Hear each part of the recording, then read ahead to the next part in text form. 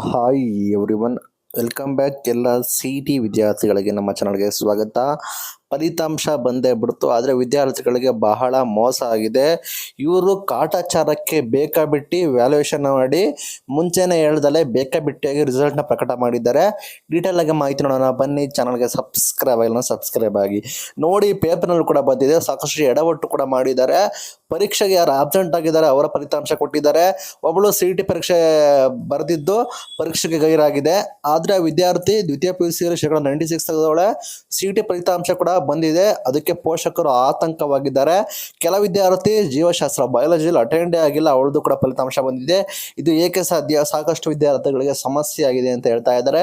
ಒಟ್ಟಾರೆ ಫಲಿತಾಂಶ ಫೇಕ್, ಬೇಕಾಬಿಟ್ಟಿ ಫಲಿತಾಂಶ ಕೊಟ್ಟಿದ್ದಾರೆ. ಕಾಟಾಚಾರಕ್ಕೆ ಫಲಿತಾಂಶ ಕೊಟ್ಟಿದ್ದಾರೆ.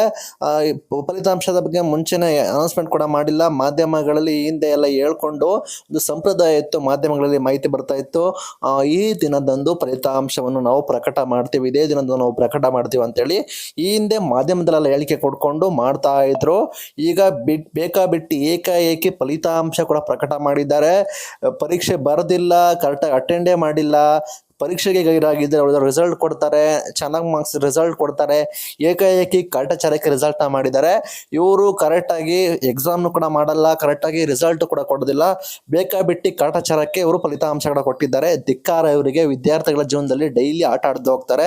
ಇಂಥವರಿಗೆ ನೀವೇ ಬುದ್ಧಿ ಕಳಿಸ್ಬೇಕು.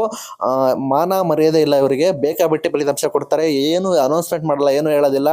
ಅಂದ್ಕೊಂಡಂಗೆ ಬೇಕಾಬಿಟ್ಟಿಯಾಗಿ ಫಲಿತಾಂಶ ಕೊಟ್ಟು ವಿದ್ಯಾರ್ಥಿಗಳ ಜೀವನದಲ್ಲಿ ಪಕ್ಕ ಆಟ ಆಡ್ತಾ ಇದ್ದಾರೆ. ದಯವಿಟ್ಟು ಏನು ಕೂಡ ಕೈಯನ್ನು ನಂಬೇಡಿ. ಯಾವ ವಿದ್ಯಾರ್ಥಿಗಳಿಗೆ ಮೋಸ ಆಗಿದೆ ಅದನ್ನು ಕಮೆಂಟ್ ಮೂಲಕ ತಿಳಿಸಿ. ನೋಡೋಣ ನೆಕ್ಸ್ಟ್ ಏನಾದರೂ ಬದಲಾವಣೆ ಕೂಡ ಮಾಡ್ತಾರಾ, ಏನಾದರೂ ಅಪ್ಡೇಟ್ ಕೂಡ ಬರುತ್ತಾ ಅಂತ ಕಾಯ್ದು ನೋಡೋಣ. ಇದು ಇವತ್ತಿನ very important update. Thank you for watching.